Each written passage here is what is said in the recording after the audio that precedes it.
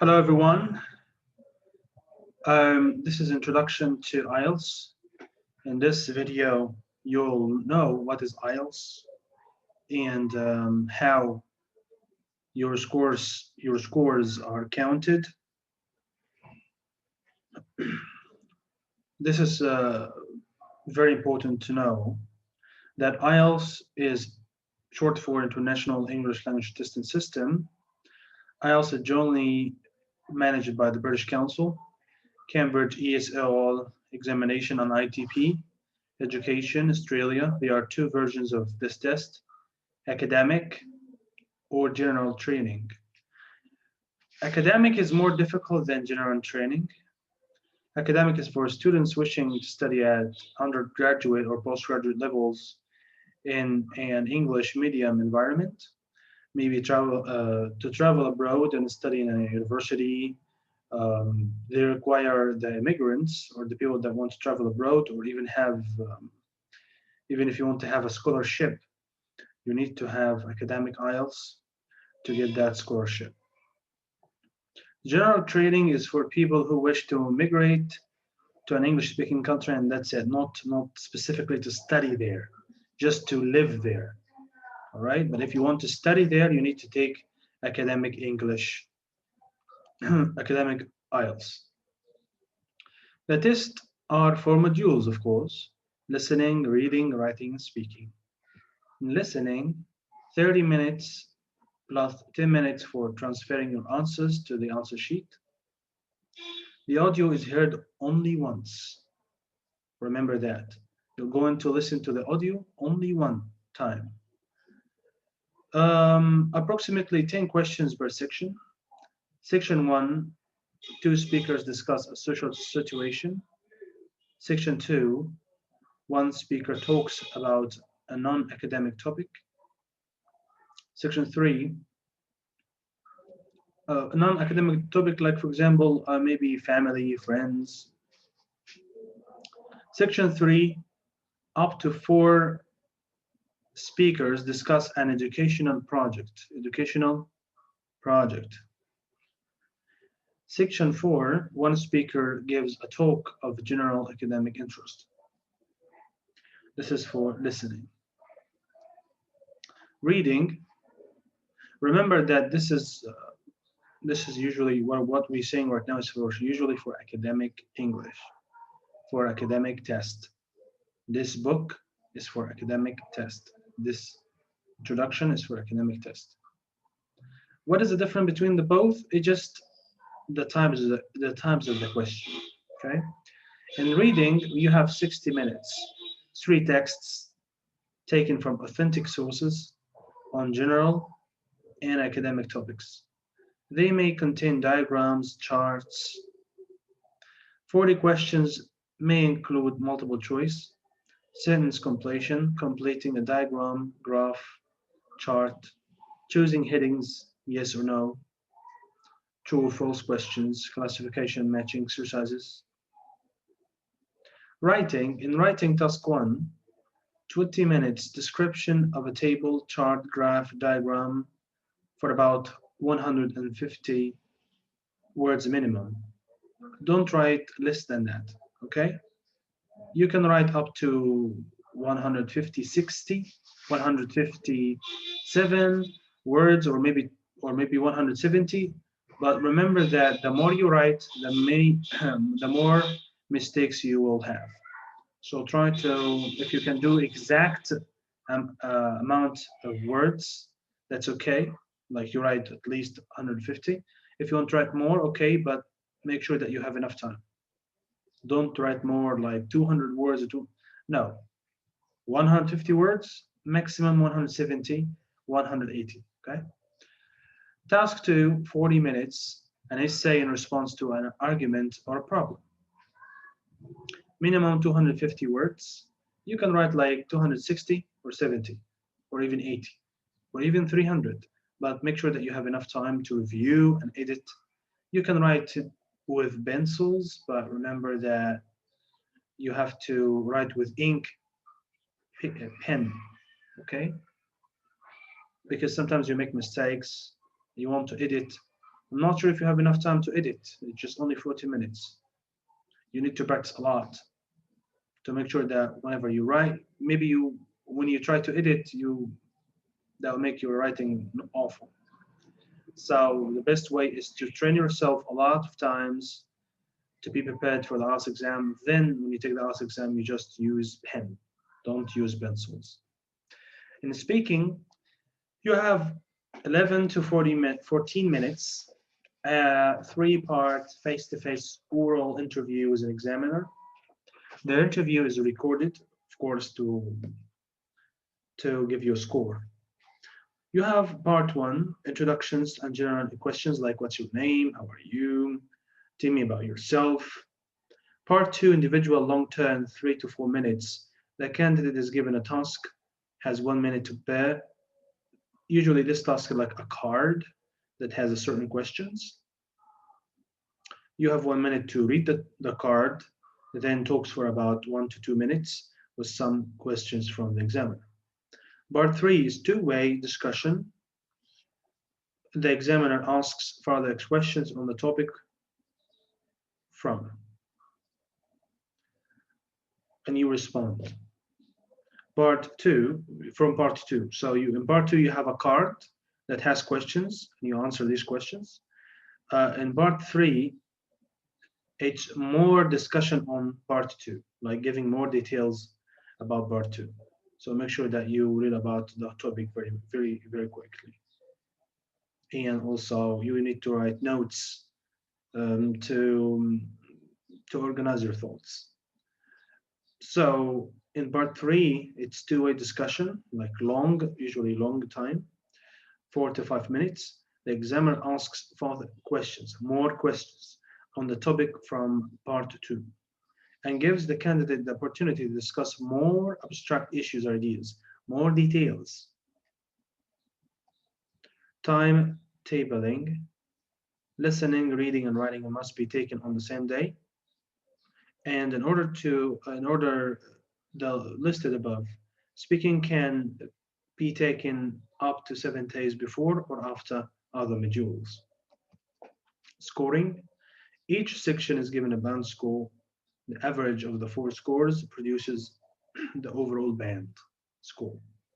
You do not pass or fail IELTS, you receive a score. Okay, there is no fail, there is no pass. You just get a score.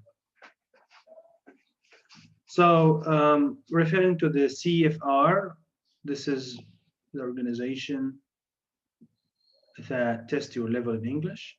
So if you are advanced, C1, you'll get from 7 to 8 score in IELTS. If you're C2, you get 9. If you are B1, upper intermediate, you get 4 to 5. If you are upper intermediate, you get from 5 to 6.5. And these are the example of expert user, very good user, competent, modest, limited user, extremely limited, intermediate user, non-user, did not attempt the test, did not get the test, did not go to have the test, so 0. Most people, I think they are ranging from 4 to 6. Most people in IELTS that take IELTS exam ranges from 4 to 6. A few people from 7 to 9, because it's really not easy to get 7 score in IELTS. This descriptors you can download from any online website, so there's no problem. It's usually the same thing. There's no change in that. So if you are expert, if you really are expert, maybe a teacher can be expert, has fully operational command of the language, appropriate, accurate, fluent, very good. Most people want to get 7 score, at least 7 or 6.5. So it depends on the university you're going to study in. They may ask you to get 7 score or 7.5 or 6, but definitely they will not ask you for 5. Okay, so most universities ask 7, at least 7, and some ask from 6 or 6.5. for academic studies. To study abroad, to have a scholarship, if you want to be on the safe side, you need to have at least 7 in IELTS.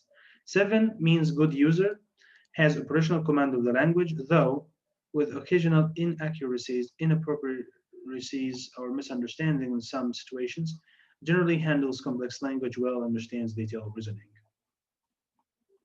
The marking, listening and reading papers have 40 items, each worth 1 mark if correctly answered. Here are examples of how marks are translated into bands. So you have 40 questions. If you answer correct answers, 16, you get band score 5. This is in listening. If you answer 23, you get 6. If you answer 30, you get 7 band score. If you answer more than 30, you get a higher score. Okay? Maybe 35, maybe you get maybe 8. And if you got 40, you get 9, of course. Reading, the same. 15 out of 40, you get 5. Band 5. 23 out of 40, band 6. 30, band 7. More than that, 8 and 9. Remember that based on what they give you these scores, writing and speaking are marked according to performance descriptors. Writing, examiners award a band score for each 4 areas with equal weighting, 25% for every weight. Okay, 25% for this and this and this and this. The same idea for speaking. Okay. In writing, you have task achievement, task response, coherence, cohesion, lexical resources means the vocabulary. How many vocabulary do you have in your mind? Do you know how to use them correctly or not, or just memorized? And grammatical range of accuracy. How many grammar rules do you know? Do you know how to use the tenses correctly or not? Do you use them accurately or not? This is the grammar range of and accuracy. And also all the basics are important. For example, the nouns, verb, adjective. Actually, this course that you are taking is a very good foundation to be ready for grammar in IELTS. It gives you all the foundation. So you need to study it very well. Speaking, examiners award a band score for each 4 areas with equal weighting, like 25% for every weighting. Fluency means how fast you speak without errors. Coherence, how your ideas are linked together. Are you on the topic or off the topic?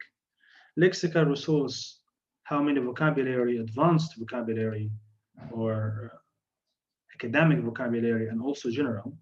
Your vocabulary should be mixed between general and academic. If you are taking academic IELTS, you need to put some academic words in your writing and also in your speaking. Grammatical range when you speak,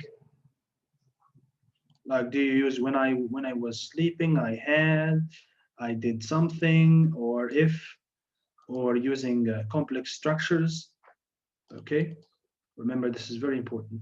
Accuracy and pronunciation is very important. Accuracy, do you know how to use the word or not? Do you know how to use the grammar correctly? Or just not just by using it, not just as speaking, you'll get a score.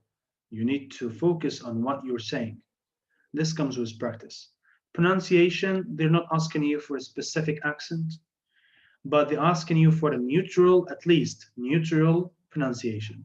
You need to know intonation. You need to know stress. You need to know lots of aspects in pronunciation. How to pronounce consonants and vowel sounds, which are, English has 26 letters, but it has 44 sounds. 44 sounds. Let me write that on the screen. 44 sounds. You need to master the 44 sounds before going to take the IELTS exam. Okay? You're not required for specific accent. All right, American, okay, British, okay. Remember that your listening will be, I think, usually British accent. Okay, since IELTS is managed by entities that speak British accent, so your listening may be British speakers. So make sure that you are familiar with British accent. Even if you speak American accent, you need to be familiar with British accent because that might cause you troubles.